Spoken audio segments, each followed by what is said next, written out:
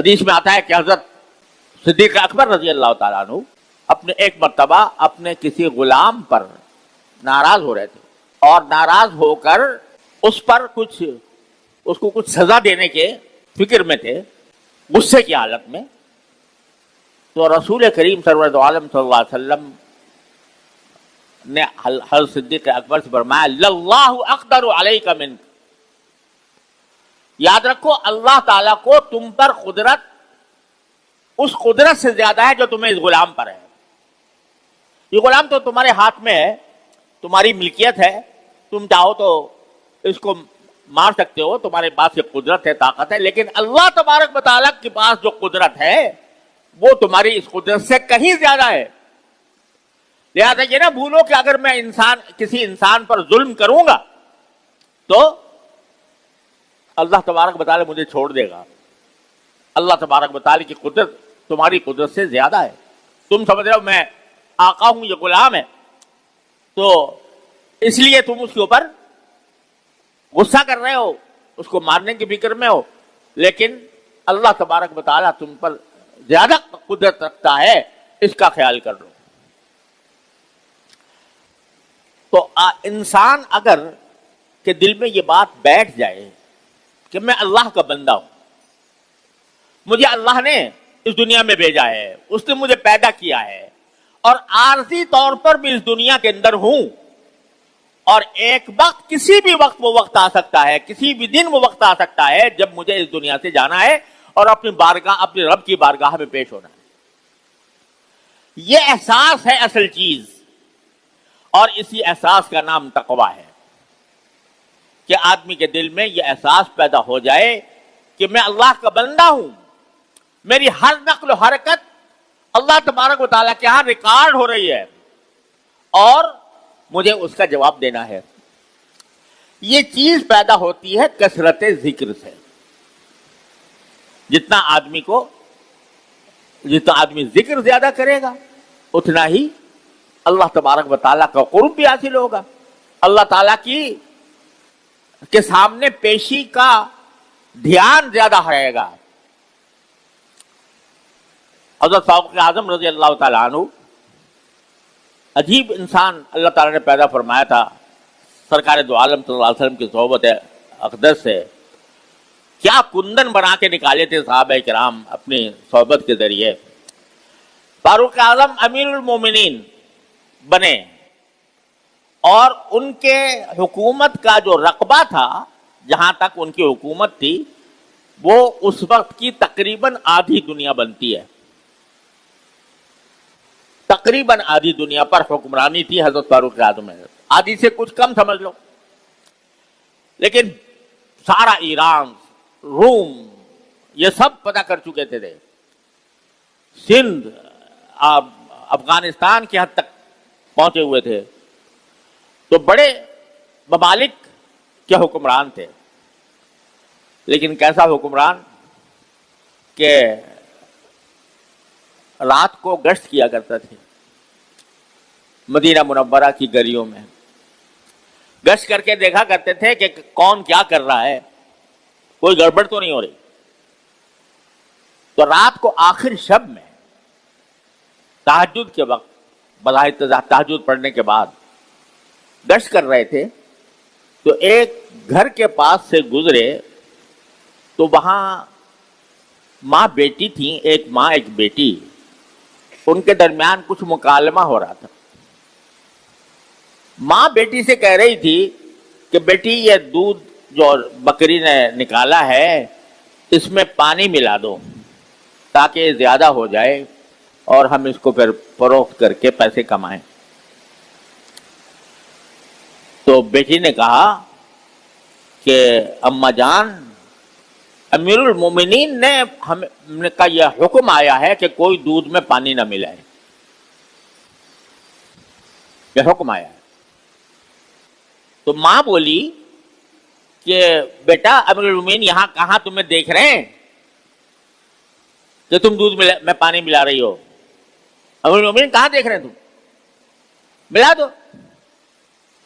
بیٹی نے جواب دیا کہ امی جان، امیر المومنین تو نہیں دیکھ رہے، لیکن اللہ تو دیکھ رہا ہے، اس کو کیا جواب دیں گے؟ یہ بات جواب دیا بیٹی نے ماں کو، اور امیر المومنین باہر کھڑے سن رہے ہیں کہ یہ بات چیت ہو رہی ہے۔ تو بعد میں امیر المومنین نے اگلے دن معلومات کی کہ یہ خاتون کون ہے اور یہ بیٹی کون ہے۔ معلومات کرنے کے بعد حضرت فاروق اعظم نے اس بیٹی سے اپنے بیٹے کا رشتہ بھیجا۔ یہ بیٹی ایسی ہے کہ اس رات کی تاریکی میں بھی اور تنہائی میں بھی اس کے دماغ سے اللہ کا خیال نہیں مٹتا، لہذا میں ایسی بیٹی کو اپنی بہو بنانا چاہتا ہوں، میرے اپنے بیٹے کا نکاح اس سے کر دیا۔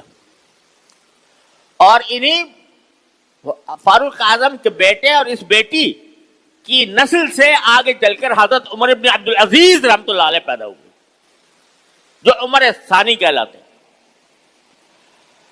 تو غرض یہ کہ وہ لڑکی جو تھی وہ اس کے دل میں یہ بات تھی، اور پھر ماں بھی خاموش ہو گئی اس پر۔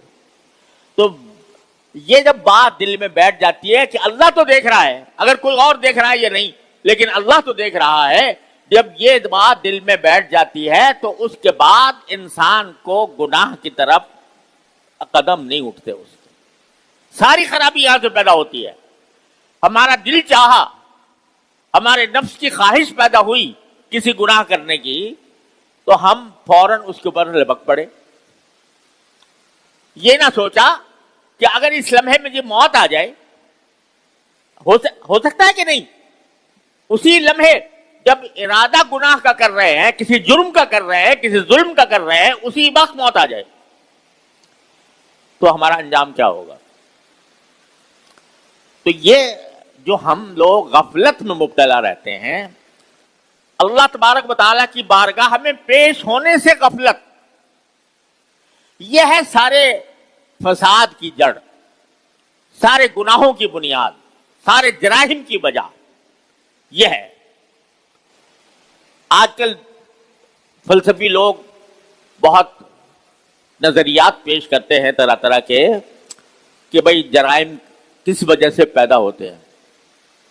کوئی کہتا ہے کہ جرائم ہوتے ہیں تعلیم نہ ہونے کی وجہ سے، تربیت نہ ہونے کی وجہ سے۔ ٹھیک ہے، یہ بھی ایک سبب ہوتا ہے، لیکن یہ بتاؤ کہ جہاں تعلیم 100% ہے، کوئی انسان غیر تعلیم یافتہ نہیں ہے جن ممالک میں، مغربی ممالک میں، پھر وہاں جرائم کیوں ہوتے ہیں؟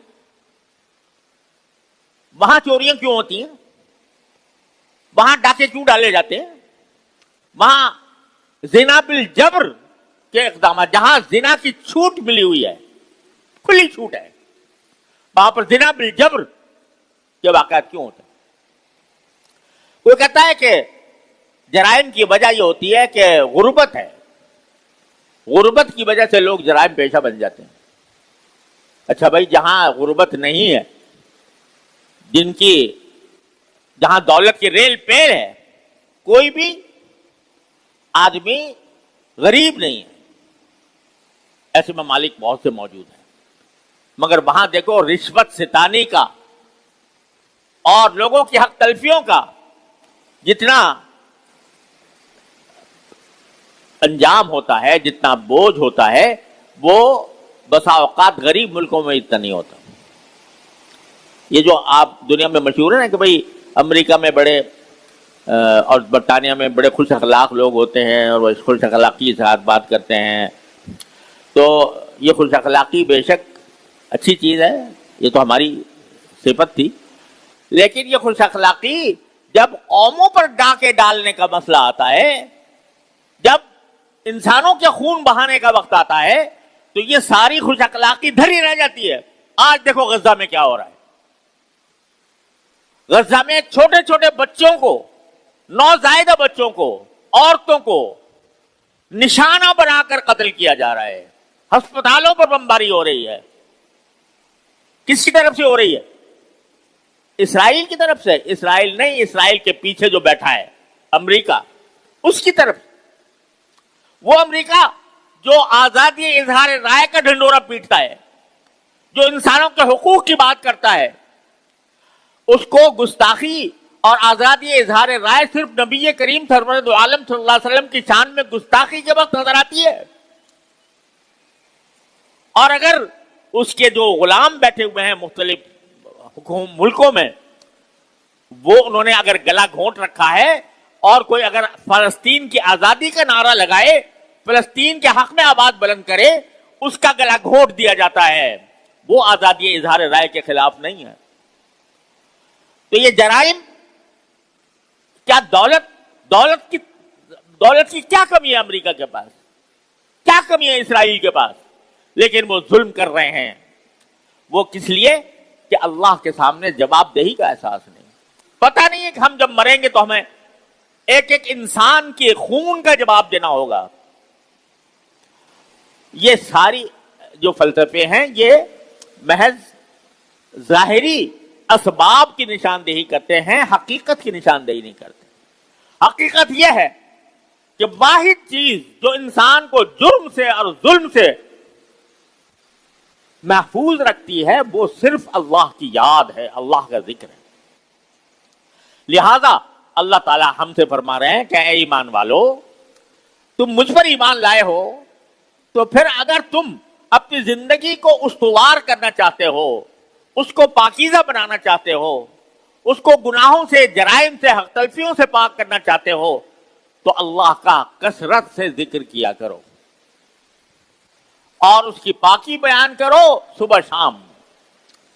یہ اس لیے بتایا جا رہا ہے ہمیں، اللہ تعالیٰ کو کوئی فائدہ نہیں پہنچتا ہمارے ذکر کرنے سے، اور نہ ذکر کرنے سے اس کو کوئی نقصان نہیں ہوتا، لیکن وہ ہمیں اپنے ساتھ تعلق قائم کرنے کے لیے وہ یہ ہدایت ہمیں عطا فرما رہا ہے کہ مجھے کثرت سے یاد کیا کرو، کثرت سے میرا ذکر کیا کرو۔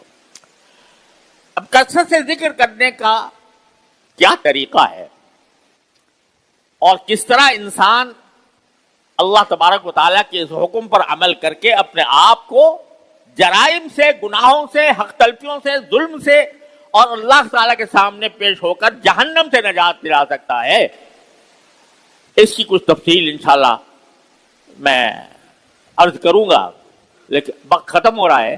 لیکن اس وقت ایک حدیث آپ کو سناتا ہوں۔ وہ ایک صحابی ہیں، انہوں نے نبی کریم سرورد عالم صلی اللہ علیہ وسلم سے پوچھا کہ یا رسول اللہ، سب سے افضل عمل کیا ہے؟ سب سے افضل عمل کیا ہے؟ یعنی جس پر ثواب بہت زیادہ ہو وہ عمل کیا ہے؟ تو آپ نے ارشاد فرمایا ان یکون لسانک رطبا بذکر اللہ، وہ یہ ہے کہ تمہاری زبان اللہ کے ذکر سے تر رہے۔ کیا معنی؟ کہ کسی بھی حالت میں ہو، چلتے پھرتے، اٹھتے بیٹھتے، جس حالت میں بھی ہو، تمہاری زبان پر کوئی اللہ کا ذکر ہو۔ اللہ کا ذکر، سبحان اللہ اللہ کا ذکر ہے، الحمدللہ اللہ کا ذکر ہے، لا الہ الا اللہ اللہ کا ذکر ہے، اللہ اکبر اللہ کا ذکر ہے۔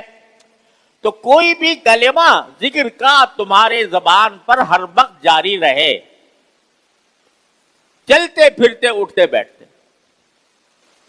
آپ ذرا غور کرو کہ یہ کام کوئی مشکل ہے جس کے لیے کوئی بہت محنت مشقت کرنی پڑتی ہے یا کوئی پیسہ خرچ کرنا پڑتا ہے؟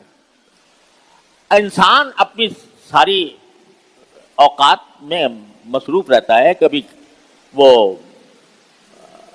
کوئی کام کر رہا ہوتا ہے، کبھی چل رہا ہوتا ہے، کبھی پھر رہا ہوتا ہے، کبھی کھا رہا ہوتا ہے، لیکن اگر وہ ان تمام اوقات میں اس بات کی پابندی کر لے کہ میری زبان اللہ کے ذکر سے نہیں رکے گی، سبحان اللہ سبحان اللہ سبحان اللہ سبحان اللہ پڑھتا ہوا چلا جا، الحمدللہ الحمدللہ کہتا ہوا چلا جا، تو نہ اس میں کوئی مشقت ہے، کام بھی تمہارا کوئی نہیں رک رہا۔ اور میں اپنے قطب الاقطاب حضرت گنگوہی رحمۃ اللہ علیہ کا یہ ارشاد آپ کو سناتا ہوں۔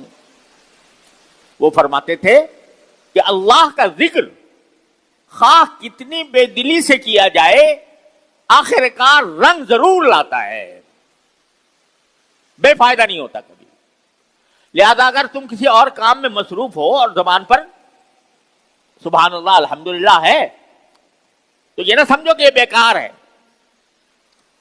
عورتیں گھر میں کھانا پکا رہی ہیں اور زبان پر سبحان اللہ الحمدللہ ہے, کوئی ذکر ہے. آدمی گھر میں کوئی اپنے کہیں باہر کام کر رہا ہے, دفتر میں ہے, تجارت کر رہا ہے, جو بھی کر رہا ہے زبان پر جاری ہے اس کے اللہ کا ذکر.